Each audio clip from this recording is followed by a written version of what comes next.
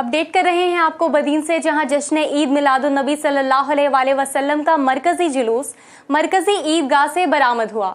शहर की फिजा नारों और दरूदो सलाम से गूंज उठी।